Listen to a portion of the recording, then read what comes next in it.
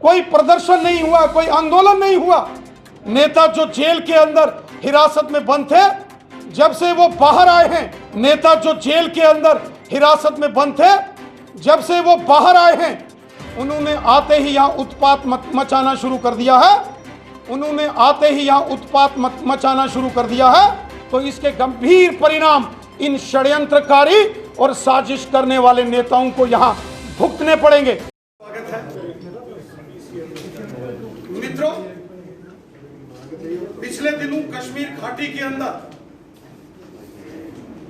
एक बार फिर से षड्यंत्र शुरू किया गया है।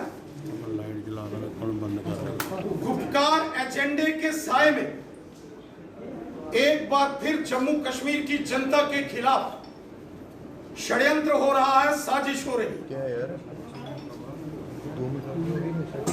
अब्दुल्ला परिवार और मुफ्ती परिवार ने मिलकर कोई गुपकार अलायंस बनाया है।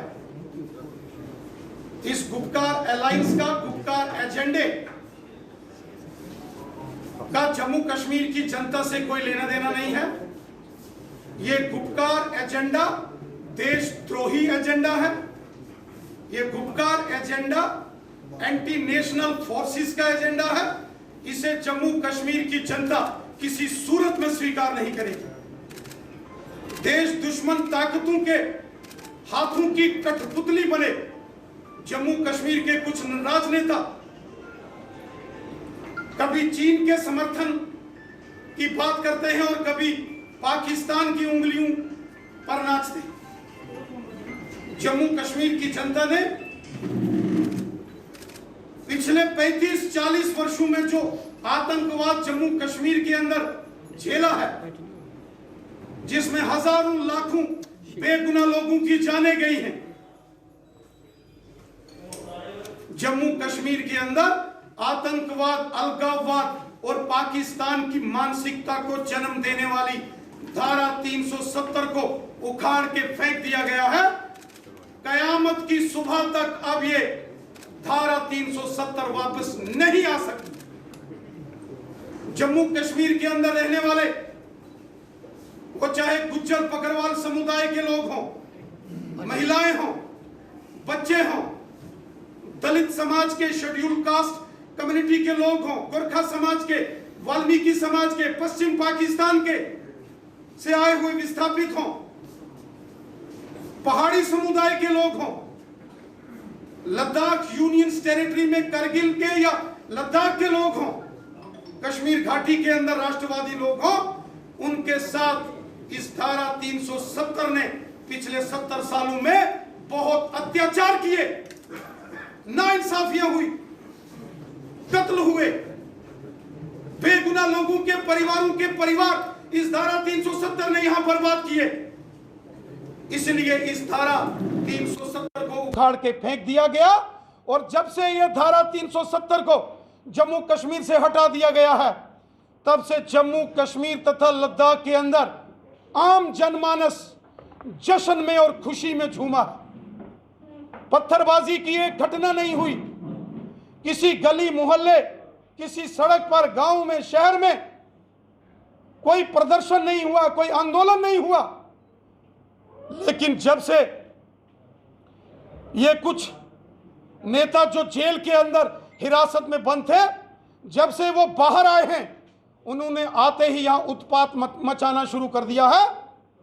किसी कीमत पर भी इन उत्पात मचाने वाले नेताओं को इन के खिलाफ षड्यंत्र किया गया, तो इसके गंभीर परिणाम इन षड्यंत्रकारी और साजिश करने वाले नेताओं को यहां भुगतने पड़ेंगे। इन नेताओं को, इन षड्यंत्रकारी नेताओं को यह याद रखना चाहिए कि इस देश के अंदर नरेंद्र मोदी साहब की सरकार है और हमारे देश के गृह मंत्री अमित शाह साहब हैं, और जम्मू कश्मीर के अंदर करोड़ों करोड़ देशभक्त अपने हाथ में तिरंगा झंडा लेकर बैठे हैं। इनकी नाफरमानियों को कोई बर्दाश्त नहीं करेगा। इनके षड्यंत्रों को, इनकी साजिशों को किसी कीमत पर हम जम्मू कश्मीर के अंदर लागू नहीं होने देंगे।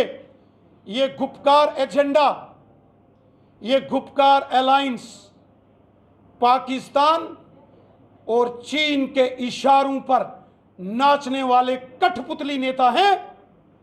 इनके इतिहास को जम्मू कश्मीर की जनता जानती है। जब ये लोग सत्ता में थे, इन्होंने किस प्रकार जम्मू कश्मीर की जनता को हमेशा धोखा दिया।